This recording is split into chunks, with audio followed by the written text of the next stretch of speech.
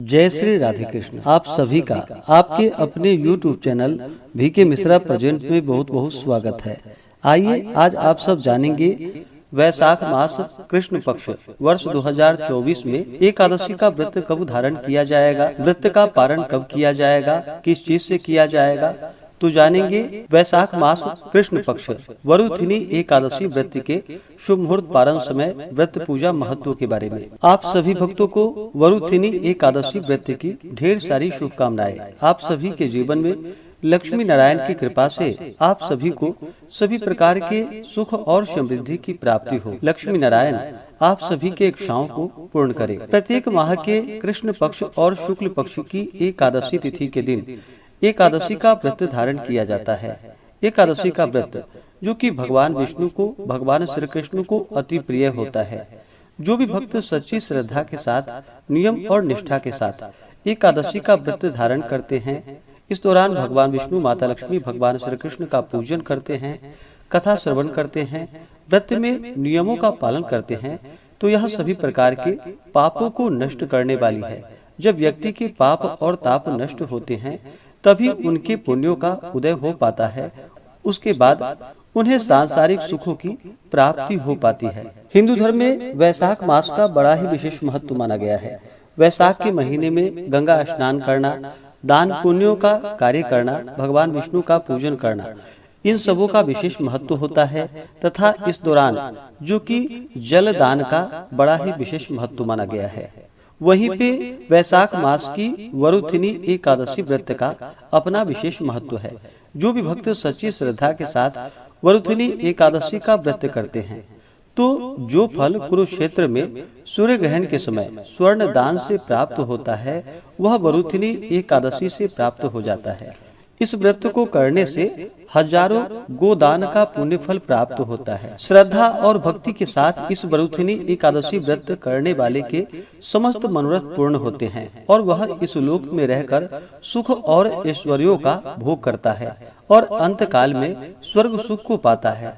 गजदान महान पुण्य को देने वाला और पाप एवं संताप का नाश करने वाला है। अश्वदान भी पुण्यप्रद है मगर गजदान के समान नहीं, पर भूमिदान का पुण्य अत्यंत ही महान है। उसकी तुलना में अश्वदान और गजदान एकदम तुच्छ है।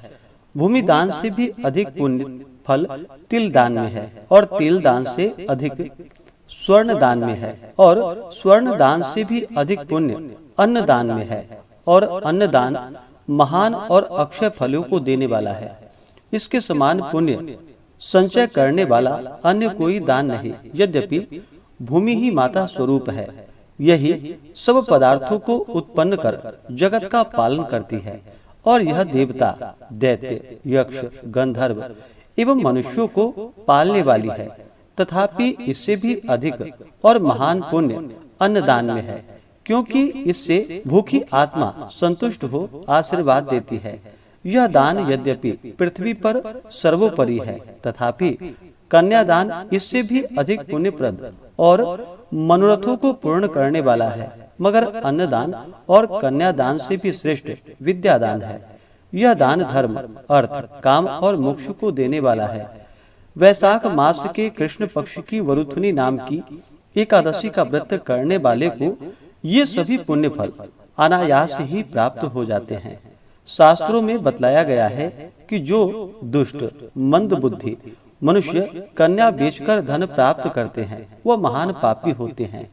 वह अनेक जन्म जन्मांतरों तक नरक में वास कर अंत में विडाल योनि में जन्म पाते हैं। इसके विपरीत जो कोई कन्या को वस्त्र एवं अलंकारों से संयुक्त कर श्रद्धा पूर्वक दान देते हैं उनके पुण्य फल का वर्णन शेष, शारदा और भगवान शंकर भी नहीं कर सकते। इन सबों के दान का फल जो कि वरुथिनी एकादशी व्रत करने वाले को प्राप्त हो जाता है। व्रत करने वाले व्रती को दशमी के दिन से ही व्रत में नियम का पालन करना चाहिए।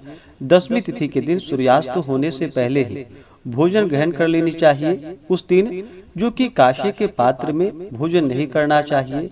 मांस, मसूर, कोदो, सावा, साग, मदिरा, दूसरे का जूठा अथवा बारंबार भोजन नहीं करना चाहिए। साथ ही साथ मन को एकाग्र कर शांति पूर्वक रहना चाहिए। एकादशी के दिन प्रातः काल नित्य क्रियाओं से निवृत्त होकर के गंगा नदी में स्नान करना चाहिए। वैशाख के महीने में गंगा स्नान का विशेष पुण्य फल माना गया है।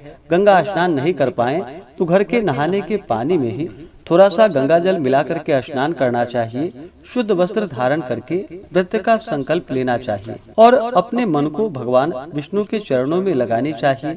भगवान विष्णु से प्रार्थना करनी चाहिए कि हे भगवान विष्णु, हे माता लक्ष्मी, आज मैं वैशाख कृष्ण वरुथिनी एकादशी का व्रत धारण करने जा रहा हूँ या करने जा रही हूँ। इस प्रकार से भगवान से प्रार्थना करके एकादशी के दिन, जो कि दिन रात्रि उपवास रह करके व्रत को धारण करना चाहिए।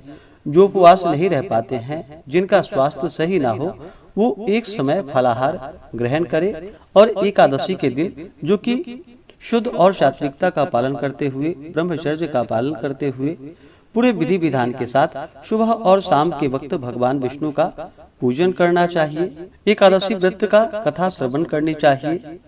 इस दिन भगवान विष्णु का जो कि जल से अभिषेक करे, पंचामृत से अभिषेक करे, शुद्ध गंगा जल से अभिषेक करे, भगवान को पीला वस्त्र चढ़ाएं, यज्ञोपवीत अर्पित करे। इसके बाद काले तिल अर्पित करे, पीले पुष्प भगवान विष्णु को चढ़ाएं, धूप और दीप दिखाएं, अनेक प्रकार का नैवेद्यादि अर्पित करे। विशेष करके इस दिन खरबूजे का भोग भगवान विष्णु को लगानी चाहिए और उसे प्रसाद के रूप में ग्रहण भी करना चाहिए।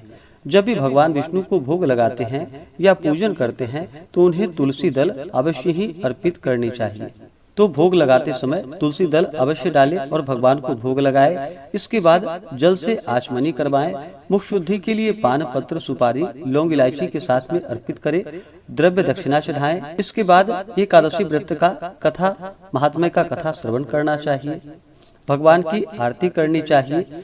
इस प्रकार एकादशी के दिन पूजन करके रात्रि जागरण करते हुए समय को व्यतीत करना चाहिए और द्वादशी की सुबह स्नान करके शुद्ध वस्त्र धारण करके भगवान का पूजन और आरती कर लेनी चाहिए। इसके बाद ब्राह्मणों को भोजन करवाएं, ब्राह्मणों को दान और दक्षिणा दें और फिर समय के अनुसार व्रत का पारण करना चाहिए।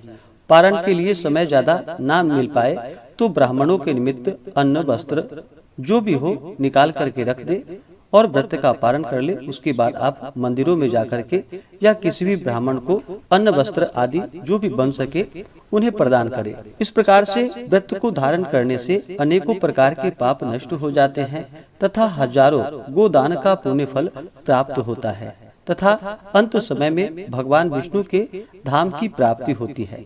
तो आइए जानते हैं वैशाख कृष्ण वरुथिनी एकादशी व्रत के शुभ मुहूर्त पारण समय के बारे में। एकादशी तिथि प्रारंभ समय जो कि 3 मई 2024 दिन शुक्रवार रात्रि 11:26 और एकादशी तिथि की जो समाप्ति है वह 4 मई 2024 दिन शनिवार रात्रि 8:40 पे एकादशी तिथि की समाप्ति है।